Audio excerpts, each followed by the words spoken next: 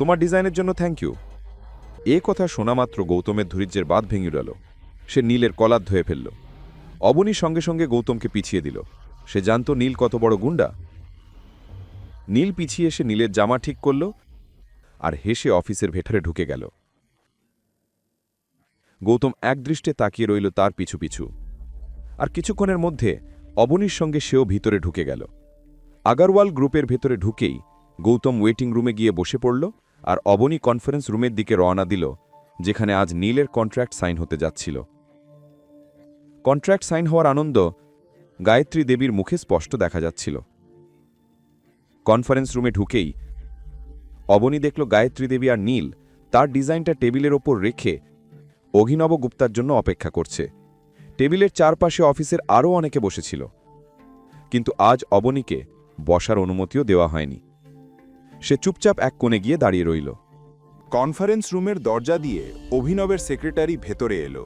সে মনোযোগ দিয়ে টেবিলে রাখা ডিজাইন দেখতে লাগল।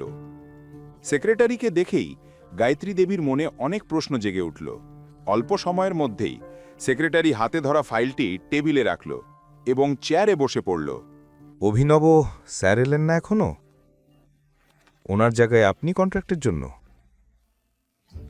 আমি শুধু এটা জানাতে এসেছি যে মিস্টার নীলের সঙ্গে আবতার ডিল বাতিল করছে। সেক্রেটারির কথা শুনে নীল আর গায়ত্রী দেবীর পায়ের তলা থেকে মাটি সরে গেল। অবনীয় হতভম্ব হয়ে চারপাশে তাকাতে লাগল। আপনার নিশ্চয়ই ভুল বোঝাবুঝি হয়েছে। আজ তো মিস্টার নীলের সঙ্গে কন্ট্রাক্ট হওয়ার কথা ছিল। না, আমাকে কোনো ভুল বোঝাবুঝি হয়নি। এটা চেয়ারম্যান স্যারেরই অর্ডার। নীলের মুখ রাগে লাল হয়ে উঠল। সে নিজেকে সামলাতে পারল না এবং হঠাৎ চেয়ার থেকে উঠে দাঁড়ালো।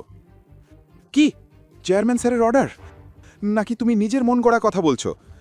আমাকে এই স্যারের সঙ্গে কথা বলতে হবে। চুপ করো নীল, তোমার মাথা খারাপ হয়ে গেছে নাকি? গায়ত্রী দেবী রাগে নীলকে বকুনি দিয়ে আবার চেয়ারে বসিয়ে দিলেন। সেক্রেটারির রাগ ভরা মুখ দেখে তিনি পরিস্থিতির গুরুত্ব বুঝে গেলেন। আই এম সরি, আসলে মিস্টার নীল হয়তো এতটা বুদ্ধি নেই। তার পক্ষ থেকে আমি ক্ষমা চাইছি। কিন্তু হঠাৎ এই কন্ট্রাক্ট না করার সিদ্ধান্ত? গায়ত্রী দেবী কথা শেষ করার আগেই সেক্রেটারি তার কথা কেটে দিল এবং নীলের দিকে তীক্ষ্ণ দৃষ্টিতে তাকালো। আমি এখানে শুধু এটা জানাতে এসেছি যে আভাতার গ্রুপ এখন থেকে মিস্টার নীলের সঙ্গে কাজ করবে না। কিন্তু আমার তো গতকালই চেয়ারম্যান স্যারের সঙ্গে কথা হয়েছিল। তিনি আমার ডিজাইন খুব পছন্দ করেছিলেন। হঠাৎ এক রাতে তিনি কি করে সিদ্ধান্ত পাল্টাতে পারেন? আপনার ডিজাইন যদি সত্যি আপনি নিজে বানিয়ে থাকেন, তাহলে নিশ্চয়ই আপনি এটা জানবেন মিস্টার নীল। বলতে বলতে সেক্রেটারি টেবিল থেকে ফাইল তুলে নীলের দিকে এগিয়ে দিল। ফাইল খুলতেই নীলের গলা শুকিয়ে গেল। আমরা আপনার সম্পর্কে খোঁজ নিয়েছি। আপনি তো আপনার কলেজের পড়াশোনায় শেষ করেননি, মাঝপথেই ছেড়ে চলে গিয়েছিলেন। তাহলে ডিজাইনারের ডিগ্রি পেলেন কোথা থেকে? তার উপর আপনি যত ডিজাইন এখন পর্যন্ত বানিয়েছেন সবই আমরা দেখেছি। একটিও এমন ছিল না যা দেখে আপনাকে কাজ দেওয়া যায়। তাহলে হঠাৎ কি হলো যে আপনি এত ভালো ডিজাইন বানিয়ে ফেললেন? দয়া করে এক্সপ্লেন টু মি। সেক্রেটারির কথা শুনে নীল আর গায়ত্রী দেবী দুজনেই লজ্জায় মাথা নিচু করে একজন আরেকজনের দিকে তাকালো। গায়ত্রী দেবী কল্পনাও করেননি তার মিথ্যা এত দ্রুত ধরা পড়বে। সেক্রেটারির চোখে এখনো রাগ ভরা। আপনারা যে কোম্পানিতে কাজ করেন সেই কোম্পানিকেই একসাথে লুটছেন। আপনাদের লজ্জা করা উচিত। এই কাণ্ডগুলোর কারণে আপনাদের জেলও হতে পারে, এই ধারণা আছে তো? বক্তব্য শেষ করে সেক্রেটারি কনফারেন্স রুমে বসে থাকা সবাইয়ের দিকে একবার তাকালো এবং পরের মুহূর্তেই দরজা দিয়ে বাইরে চলে গেল। সেক্রেটারি চলে যেতেই কনফারেন্স রুমে নিস্তব্ধতা নেমে এলো।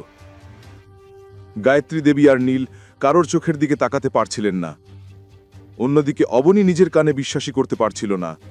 তার কানে তখনও বাজছিল কিছুক্ষণ আগেই গৌতমের বলা কথা। পরের কাহিনী জানতে দেখতে থাকুন পরবর্তী এপিসোডগুলো শুধুমাত্র পকেট এফএম ইউটিউব চ্যানেলে। আর রয়্যাল ওয়ারিশের সব এপিসোড শুনতে এখনই ডাউনলোড করুন পকেট এফএম অ্যাপ।